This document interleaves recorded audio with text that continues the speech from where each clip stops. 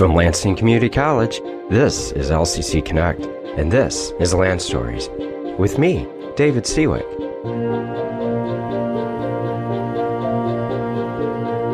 Each episode explores a different topic, such as the people, business, neighborhoods, communities, buildings, and other phenomena that make up the history of our college and our region. We tell stories, and in doing so, we connect the past to the present. To begin this episode, I will read the Lansing Community College Land Acknowledgement Statement as I have in Part 1 and Part 2 of our look at the Indigenous lands of Mid-Michigan and how those lands came to be dispossessed from the original inhabitants of them. And the Lansing Community College Land Acknowledgement Statement is as follows. Lansing Community College occupies the ancestral, traditional, and contemporary lands of the Anishinaabeg, Three Fires Confederacy of Ojibwa, Odawa, and Potawatomi peoples. In particular, the city of Lansing and LCC reside on land ceded in the 1819 Treaty of Saginaw. And that 1819 Treaty of Saginaw is the starting point for this, Part 3 of our exploration into this subject. The Treaty of Saginaw, negotiated in 1819 and going into effect in 1820, was one of the most important land cession treaties for all of the indigenous peoples who would live under the area of land that was impacted by that treaty, and that includes the Potawatomi that lived in the middle part of the Lower Peninsula, as well as the Odawa and Ojibwa as well. If you can imagine looking at a map of the Lower Peninsula of Michigan, and take the middle part of that peninsula and draw a line roughly from just a bit south of Lansing, pretty close to where I-94 runs nowadays. And imagine that line being bisected by Jackson and protruding about 40 miles each way. So in total, about an 80-mile long line running roughly congruent to where I-94 runs through that part of Michigan now. And then from the left end of that line, drawing a northerly but veering to the east, so northeast direction line, pretty much straight up, all the way up to near where the Michigan town of Atlanta is located nowadays. And then from there over to Lake Huron. From the other end of that 80-mile line in the southern part of the Lower Peninsula, the land cession that was made as a result of the Treaty of Saginaw runs roughly about to form, again, the other boundary, about another 50 or 60 miles or so north, and then from there veering in about a 45-degree angle over to Lake Huron, where it runs into the shore right about the northern part of the thumb. And all the area in between, if you will, those lines, that was the land cession made by the Treaty of Saginaw. The Treaty of Saginaw was a very large cession when one considers the overall size of the Lower Peninsula, and it was significant because it was one of the earlier treaties that was negotiated after the United States federal government changed the way that it had tried to include various stipulations in land cession treaties. And we have to take a little bit of a step back here now. And for those of you who haven't listened to Part 1 and Part 2 of this episode, I strongly encourage you to do so because they provide much of the background information to where we are beginning our exploration now in this Part 3. And in the earlier episodes of this series, we discussed why Congress had to make land cession treaties. And a land cession treaty is exactly as the title suggests. It is a treaty between the United States federal government and an indigenous community. The Constitution refers to them as Indian tribes, so for legal purposes, we will use that term here. And it all comes down to Article 1, Section 8 in the U.S. Constitution, where in Article 1, the Constitution spells out how Congress will be made up and what its powers will be. And one of the powers that the Constitution delegates to Congress is to, quote, regulate foreign commerce with foreign nations and among the several states and with the Indian tribes. And that has historically been interpreted to mean that Indian tribes have this curious, and by curious, I'm really referring to the legal arrangement or the legal definition that this clause in the Constitution provides for Indian tribes of somewhere between a completely independent nation and what the individual states in the United States have when it comes to sovereignty. And sovereignty, in a legal sense, is very much the key term, the key concept here. Sovereignty could be defined as essentially the independence of a nation or a political body, if we choose to look at a nation as a political body, meaning a sovereign nation, a sovereign people in a republic, the sovereignty ultimately lies with the people, is a entity, a body politic, a group of people that is clearly defined in geography. So a sovereign nation has recognized borders. When the United States gained its independence from the United Kingdom, from the Revolutionary War, one of the determining factors in the treaty that recognized American independence was a recognition of her boundaries, of the boundaries of the United States. And a sovereign nation has the ability to control what happens within those boundaries in regards to the law. So a sovereign nation has control over its laws. A sovereign nation has control over its boundaries.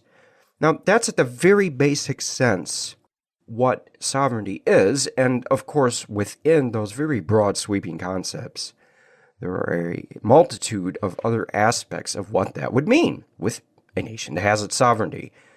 This is related to the land of the Anishinaabeg in Michigan and other indigenous peoples because Article 1, Section 8 of the United States Constitution has been interpreted in the past as recognizing a degree of sovereignty within the, as the Constitution words it, Indian tribes.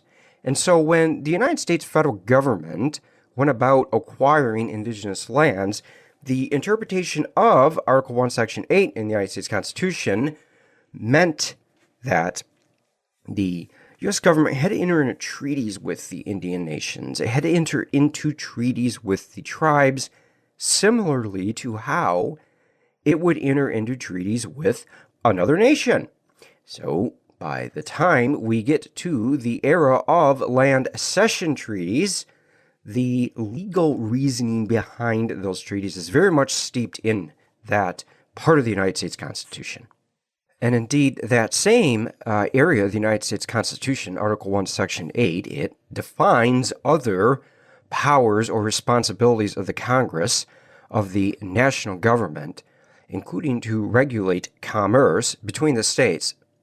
So that regulation of commerce between the states and the recognition of making treaties with foreign nations as well as the Indian tribes has therefore established this legal relationship that Indian nations have, somewhere between a state and the power of the national government or the sovereignty of the national government when we are talking about the legal understanding of how sovereignty works with regards to tribal nations.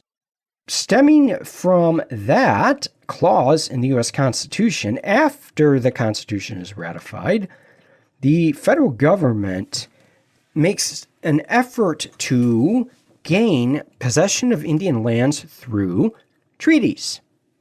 And as I mentioned a moment ago, land cession treaties is what most of these became known as because the end result was the indigenous peoples ceding, meaning to give away, in this case, land to the federal government.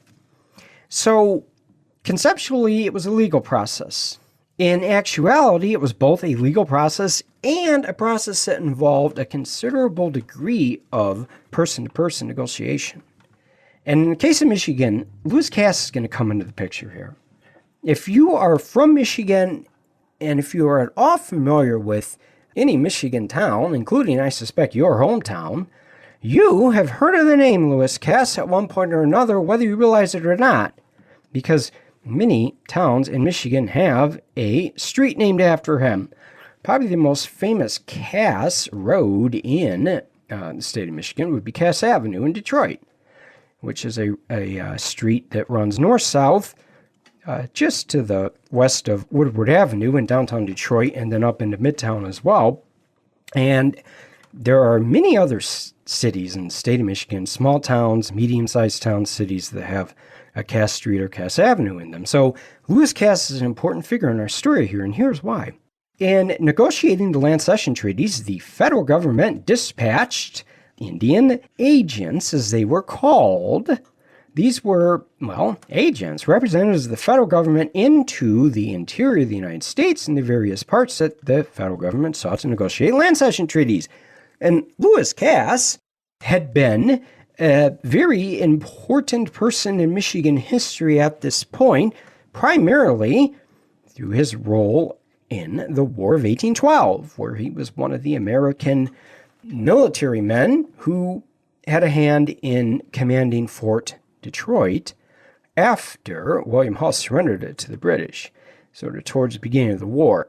And by the time Cass is the primary agent in negotiating land cession treaties, he is the territorial governor of Michigan.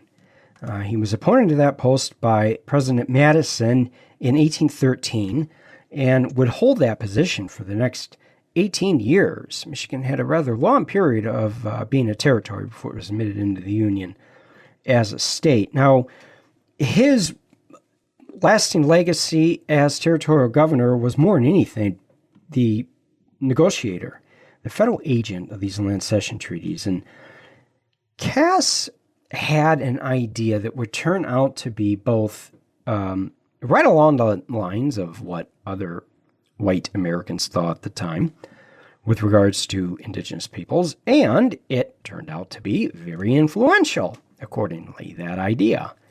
It was an idea by and large shared by Andrew Jackson, who's going to come into our story in a minute.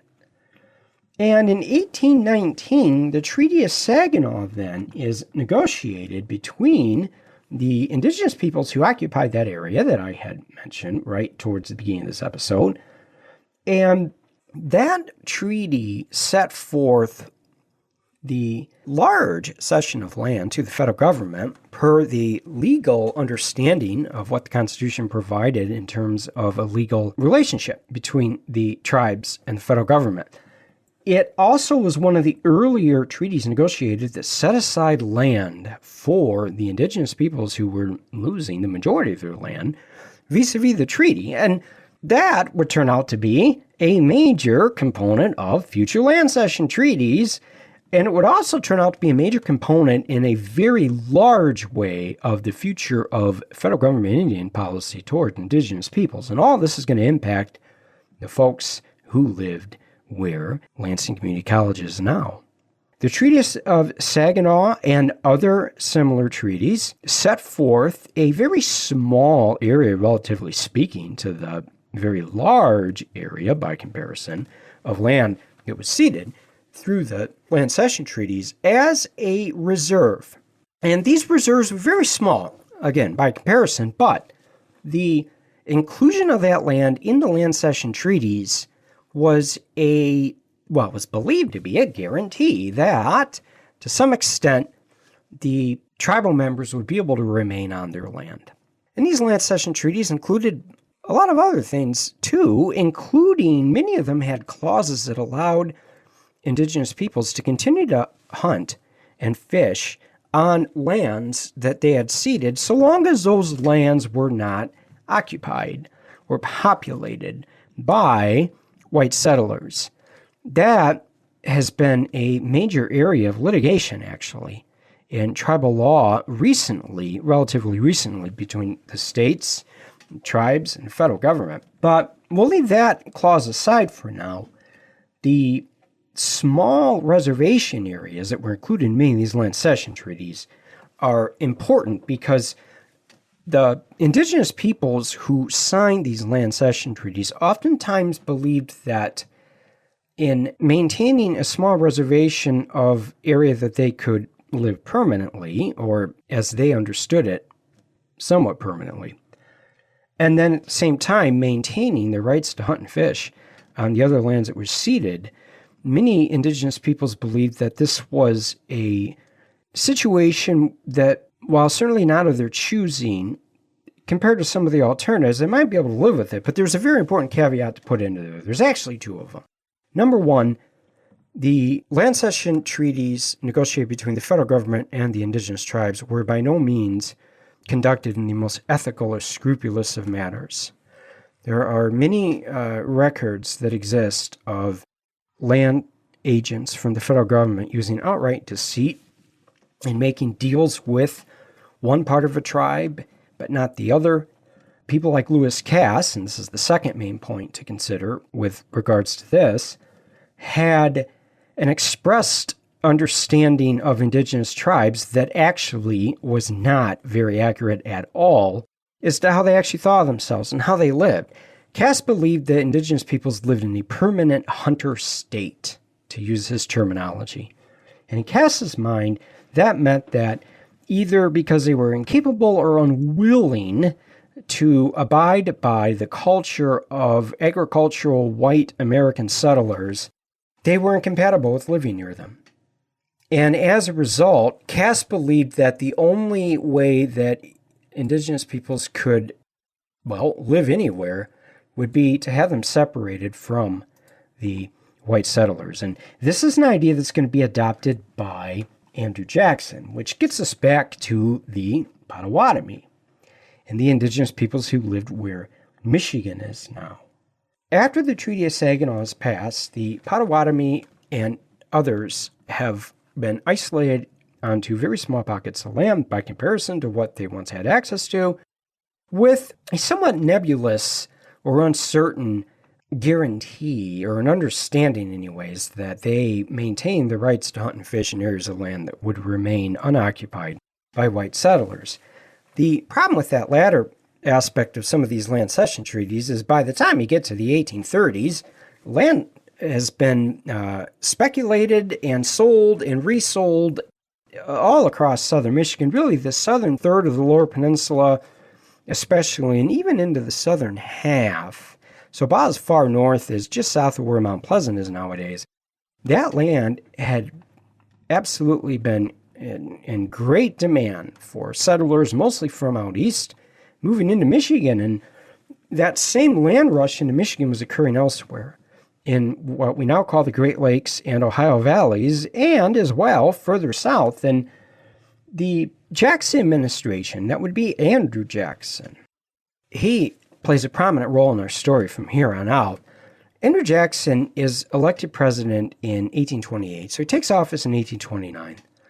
And he serves 2 terms, and therefore he's president of the United States through much of the decade of the 1830s. And when Andrew Jackson is in office, his ideas become very influential in how the middle part of the country, that would be, including Michigan, ended up being developed and shaped. And Andrew Jackson pushes through Congress in 1830 a very sweeping law called the Indian Removal Act. And the Indian Removal Act necessitated that most Indian tribes east of the Mississippi River by a certain date would be removed by force if needed to a giant area of land set aside for them. This is taking the reserve or reservation concept and putting an interesting twist on it.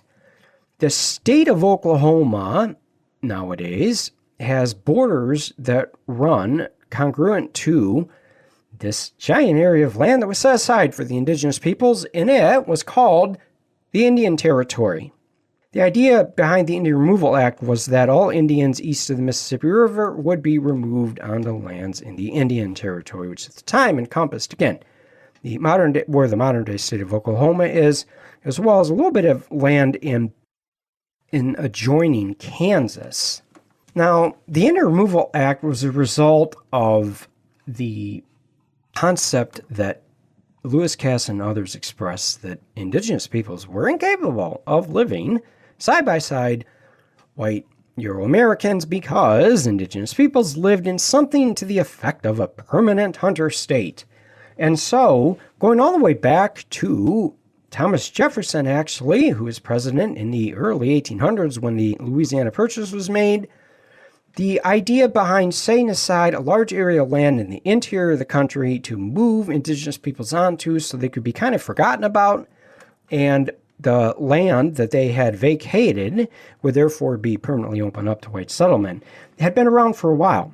Andrew Jackson very much was interested in this idea, and in passage of the 1830 Indian Removal Act, the United States federal government was making a very, very strong policy that would impact the future of most, though not all, Indian tribes east of the Mississippi River. And the Potawatomi are going to come into our picture here. They had occupied the areas of land that were most coveted by white settlers at this time period. Southern Michigan, where the land was good for farming, and therefore there's a great demand for it, for white settlers that were moving into the area. And when the Indian Removal Act of 1830 was passed, the primary goal of it was actually to free up a large chunk of land in what is now the southeastern United States for the expansion of the plantation economy down south in that part of the country, but it had a sweeping impact that certainly had an effect on the Great Lakes Indigenous peoples as well, such as those who lived in southern Michigan. When the act was passed, the federal government did two things, really. They went in and tried to renegotiate or suggest that they were going to negate the enforcement of, or their agreement to abide by, the treaties that had been negotiated in the decades prior. And the second thing it did was it set forth a process by which any Indian tribe who either refused to renegotiate their land cession treaties or was deemed by the federal government to be on an area of land that was just so coveted by white settlers that the federal government was willing to ignore most, if not all, the clauses of the previous land cession treaties they negotiated with them, that those people would be removed.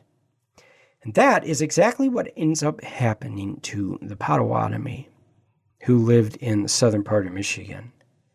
Potawatomi removals of 1830 are very similar to the largest act of Indian removals that many of you have probably heard of, and that would be the Trail of Tears, as it became known as, when the southeastern tribes, who were known at the time as the quote-unquote 5 civilized tribes, that would be the Choctaw, the Cherokee, the Chickasaw, the Cree, and the Seminole, were forced off their lands in that part of the United States and then marched the long distance west, ultimately many dying along the way, to their final destination in what we now call Oklahoma and a bit of Kansas. Same thing happened, though, with the Potawatomi. The Potawatomi were forcefully removed. Their numbers were smaller than the Cherokee, the Choctaw, the Chickasaw, the Cree, the Seminole, and some others, but the impact of the forced removal on the Potawatomi was no less. And in fact, it's really quite staggering when one thinks about it. The removal of the Potawatomi obviously had a great impact on the lands that they had once occupied. And the removal of the Potawatomi also is indicative of how this period of Indian removals worked. And I'm going to harken back to a point of usage of terminology that I used in part 1 of this 3-part series of Lanstories episodes, and that terminology is ethnic cleansing or genocide.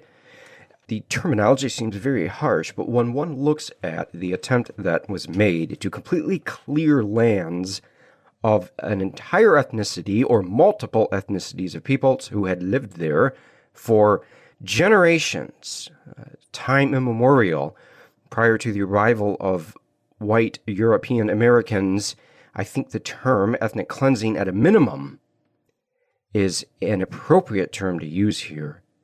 And when it comes to the Potawatomi, the removal was complicated in the eyes of both the Potawatomi and the United States federal government by two factors. One, some Potawatomi had been deemed to be sufficiently Americanized by having converted to Christianity that they were allowed, quote unquote, to stay.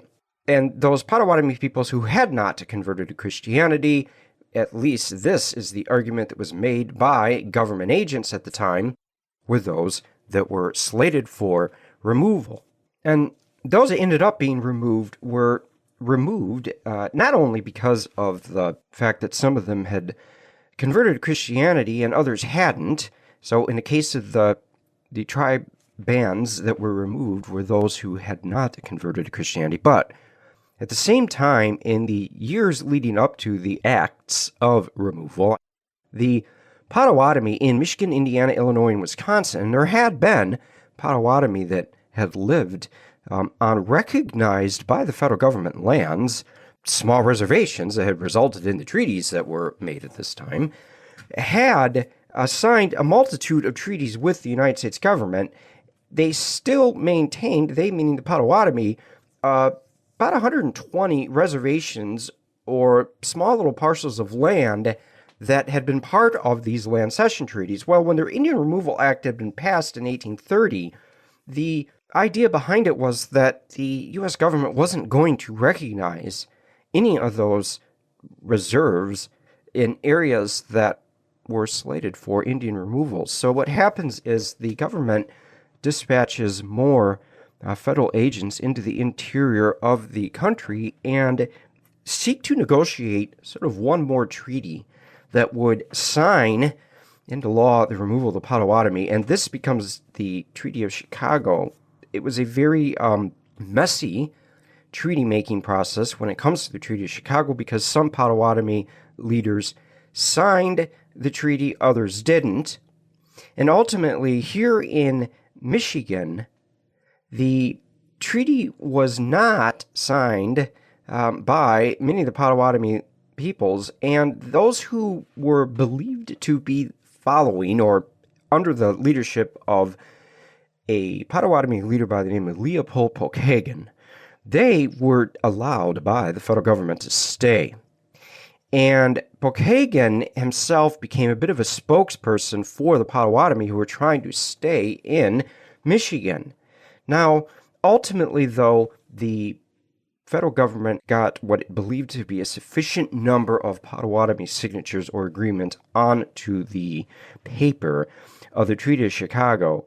And over the next few years, then, as the Indian Removal Act is being implemented around the eastern part of the United States, ultimately this would come to impact the Potawatomi. In 1833, there were 6,000 to 7,000 Potawatomi still living in Michigan. But by the time the Potawatomi removals are completed and then subsequent treaties are negotiated and then broken again and subsequent removals happen in southern Michigan, there are very few Potawatomi remaining by the time you get to the latter part of the 1800s. And in terms of the Potawatomi as a whole, 1,200 Michigan Potawatomi were relocated to eastern Kansas. This is what became known as the Potawatomi Trail of Death, where in 1838, the United States Army came into southern Michigan. It rounded up the Potawatomi who were slated for removal. It marched them to a series of staging points, including one in northern Indiana, and from there the Potawatomi were marched at gunpoint to their relocated lands, as they were known as, in Kansas. And along the way, dozens died, and the forced removal of the Potawatomi from southern Michigan, therefore, is ultimately how the lands that Lansing Community College sits on ended up coming into the possession of non-Indigenous peoples. And the same is true of lands all around not only southern Michigan, but much of the eastern United States that were impacted by the removals. So the Lansing Community College Land Acknowledgement Statement, to circle back to where this episode this series of episodes begin seems at its outset to be quite simple. It is a short statement that recognizes in word and when spoken that Lansing Community College resides on lands that were the ancestral home of an Indigenous peoples who, by various matters of course that we have discussed in this episode, part 3, in this episode, part 2, and in this episode, part 1, ended up being dispossessed of their land. And I will conclude with this episode by once again reading that land acknowledgement statement. Lansing Community College occupies the ancestral, traditional, and contemporary lands of the Anishinaabeg, Three Fires Confederacy of Ojibwa, Odawa, and Potawatomi peoples. In particular, the city of Lansing and LCC reside on land ceded in the 1819 Treaty of Saginaw. You've been listening to Lanstories with me, David Siwik. For more information on this program and to stream past episodes, visit lccconnect.org. LCC Connect is the official home of the voices, vibes, and vision of Lansing Community College, offering hours of original and exciting programming. Hosted by faculty, staff, and community members, LCC Connect explores our college's work in the community, important topics in higher education, and our vision for the future. Catch the vibe on 89.7 FM or online at lccconnect.org. Until next time, remember, keep telling good stories.